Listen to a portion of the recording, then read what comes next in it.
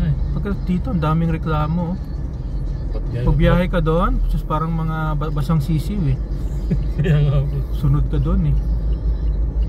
Bawal yung manigarilyo, bawal yung magtapon ng chewing gum. Sunod ka man eh. Dito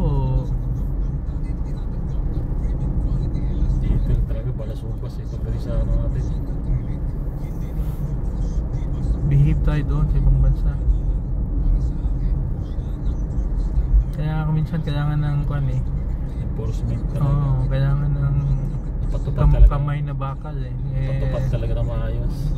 Ang Duterte na style ko minsan kailangan yun eh.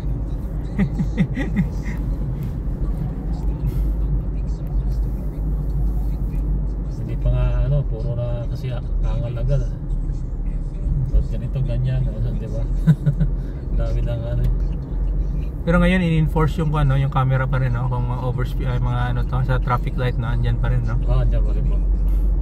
Oh, tama din yan kasi wala ka namang contest niyan eh, andyan naman recorded naman yan eh. Naka-record po yan. Ayan o. Politician.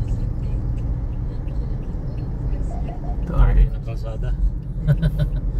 ano kasi basta ganyan ko, politiko yan. May nakasunod pa na ano to, police. Mga hari ng kalsada yan. Hindi na sila pwede dumaan sa ano eh, EDSA. Bawal sa kanila? May camera po doon eh. Pinagbawal yan sa camera? Yung ano to? Sabi eh. Hindi nila pwede pag naka-stop po doon sa EDSA, hindi po nag-go yan kasi may ano, camera. Kaya mapilitan sila talaga dito na sila dadaan.